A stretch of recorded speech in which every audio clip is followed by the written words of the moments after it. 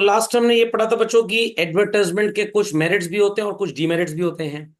But अगर हम ये बोलें कि भाई बिजनेस में एडवर्टाइजमेंट का क्या रोल है, मतलब ये मेरिट डीमेरिट की बात नहीं है, ये कंबाइंड एस्पेक्ट है, कंबाइंड व्यू है। सो वी कैन से कि भाई प्रोडक्ट की और बिजनेस हाउस की इमेज को इंप्रूव करता है, रिसर्च करने में हेल्प करता है कि किस प्रोडक्ट की मार्केट में कितनी नीड है। आपको नया प्रोडक्ट अगर मार्केट में इंट्रोड्यूस करना है तो बिना एडवर्टाइजमेंट के क्या आप लोगों को कम्युनिकेट कर पाएंगे? Not at all children. And your sales will automatically grow up. और जितना ज्यादा एडवर्टाइजमेंट करेंगे डिमांड उतनी ज्यादा होगी, और जब डिमांड बढ़ेगी तो production will increase. And when production will increase children, per unit cost will come down.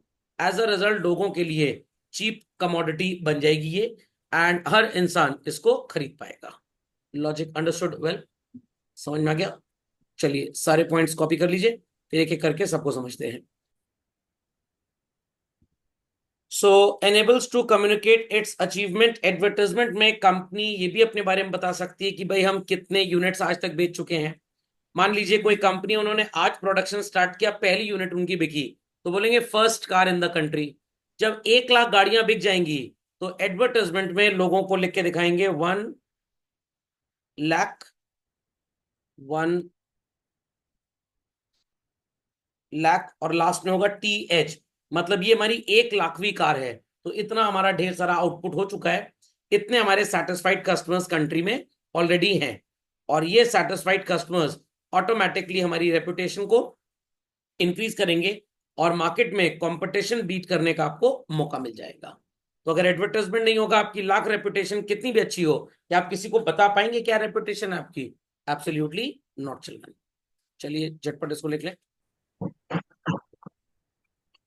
Research and developmental activities. Sir मतलब ये हुआ, अगर लोग बड़ा हेल्थ कॉन्शियस हैं कि भाई कोल्ड ड्रिंक में कैलोरीज बहुत ज्यादा होती हैं, हम इसको पिएंगे तो हमारी सेहत के लिए नुकसानदायी होगा, let us have diet Coke. Noodles नुकसान कर सकते हैं लोगों को, बट अगर नूडल आटा से बना होगा तो नुकसान कंपैरेटिवली नहीं करेगा। तो मैगी वालों ने वेजिटेबल आटा नूडल्स ले आए। मार्केट में हर साल नया आईफोन आता है सितंबर के महीने में। लोगों का हो सकता है प्रश्न हो कि सर क्यों सितंबर में ही नया आईफोन लॉन्च होता है वर्ल्ड वाइड? इसलिए कि भाई फेस्टिव सीजन अप्रोचिंग, प्रिंसिपल क्या गया, approaching principally holiday season start होता है दिसंबर के आसपास यूएस वगैरह में, क्रिसमस के टाइम पे। इसलिए सेल उसकी बहुत ज्यादा होती है और सितंबर में लॉन्च होता है। जो नहीं सितंबर में बाजार में ढेर सारा आउटपुट मिल भी जाए, आउटपुट आते आते सितंबर एंड या अक्टूबर हो ही जाता है। एंड अक्टूबर में इंडिया जैसी कंट्रीज में आपको दशहरा, नवंबर में दीपावली एंड ऑल दैट, ये सब फेस्टिवल्स मिलते हैं। इसलिए सितंबर में इनकी लॉन्चिंग ज्यादा की जाती है। सो research and developmental activities will show कि भाई कस्टमर की प्रेजेंट डिमांड क्या है, और उस डिमांड को पूरा करने के लिए वो प्रोडक्ट ज्यादा प्रोड्यूस करते हैं। समझ में आ गई बात? लिख लें इसको भी। Yes sir. चलिए, assistant production of a new or introduction of a new product in the market। अगर कंपनी को नया प्रोडक्ट मार्केट में बेचना है, लेट अस से ऑलरेडी हम एक बटर बेच रहे हैं, अब हम एक डाइट बटर ले आए हैं। ये डाइट बटर क्या होता है सर? इसमें थोड़ा कोलेस्ट्रॉल लेवल कम होगा, टेस्ट वैसा ही होगा। या मान लीजिए कंपनी बटर बेच रही है और अब कंपनी को चीज लॉन्च करना है मार्केट में, तो क्या एक एक आदमी को फोन करके बोलेंगे? नो।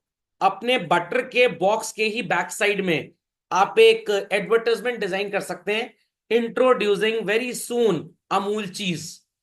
तो जो भी बटर खरीद के ले जाएगा उसको ये इंफॉर्मेशन मिल जाएगी कि आपका नया प्रोडक्ट कुछ दिन में मार्केट में आ जाएगा।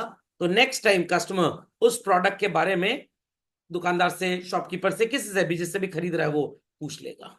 कभी आप ऑनलाइन शॉपिंग करिए, कुछ कूपन्स, कुछ पैम्पलेट्स आपको साथ में आ जाते हैं ताकि उससे डिमांड और ज्यादा बाजार में क्रिएट हो जाए। ओके, अंडरलाइन दिस, लिख लीजिए फास्ट। चलिए मूविंग अहेड नेक्स्ट। नेचुरल सी बात है भाई, ज्यादा से ज्यादा एडवर्टाइजमेंट करेंगे तो आपकी सेल बढ़ेगी बच्चों या घटेगी? बढ़ेगी। इन्फॉर्म करना ऑलरेडी कंज्यूमर्स जो खरीद रहे हैं उनको, और जो नए हैं उनको पर्सुएट करना। नए कस्टमर भी कभी कभी बन जाते हैं पुराने वालों की वजह से। सर ये कैसे?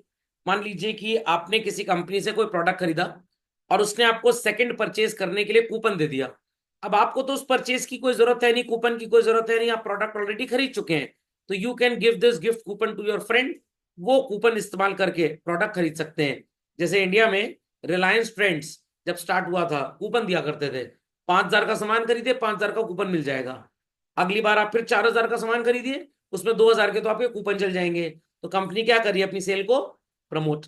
अब मेरे पास कूपन तो है बट मेरे को प्रोडक्ट खरीदना नहीं है, तो in that case what could be done, हम इस प्रोडक्ट के कूपन को किसी और को दे सकते हैं ताकि वो जब बाय करे तो वो इन कूपन्स को इस्तेमाल कर ले। समझ में आ गई बात भाई? समझ में आ गई बात? मान लीजिए मैंने लेनोवो का लैपटॉप खरीदा और मेरे को 20% का कूपन मिल गया नेक्स्ट परचेज के लिए। अब मैं बार बार थोड़ा लैपटॉप खरीदूंगा। मान लीजिए कूपन है कि आप कोई भी लेनोवो प्रोडक्ट खरीदिए वर्थ ₹1,000 प्लस, आप 20% का डिस्काउंट प्राप्त करेंगे। किसी को जान पहचान में एक कीबोर्ड खरीदना था ₹2,000 का, तो कूपन हम उसको दे देंगे, तो नया कस्टमर ऑटोमेटिकली इस कंपनी के पास आ जाएगा। समझ गए बात को? Any doubts, many doubts on this? जितना ज्यादा एडवर्टाइजमेंट होगा चिल्ड्रन, उतना ज्यादा कंट्री में डिमांड बढ़ेगी। कंट्री में डिमांड जितनी ज्यादा बढ़ेगी, हम प्रोडक्शन अकॉर्डिंगली बढ़ाएंगे। Higher the production, cost will go down और cost will go up children. Production बढ़ेगा तो कॉस्ट बढ़ेगी या घटेगी? टोटल कॉस्ट तो बढ़ेगी बट पर यूनिट कॉस्ट घटेगी। आपने इकोनॉमिक्स में पढ़ा होगा law of variable proportions. Starting में आउटपुट तेजी से बढ़ता है तो आपकी कॉस्ट गिरेगी, फिर मैक्सिमम हो जाता है और फिर आउटपुट गिरना स्टार्ट होता है। जब आउटपुट गिरेगा तो आपकी कॉस्ट बढ़ जाएगी। याद होगा स्टेज 1, स्टेज 2 एंड स्टेज 3। तो whensoever we specialize in the production of any commodity, as we produce more and more and more children, the production cost per unit will go down. Bulk produce जब आप करेंगे तो आपका एक unit बहुत सस्ते में प्रोड्यूस हो जाएगा। समझ में आ गया role of advertisement in the business? तो इसी के साथ role of advertisement in the business की सेवा होती है समाप्त।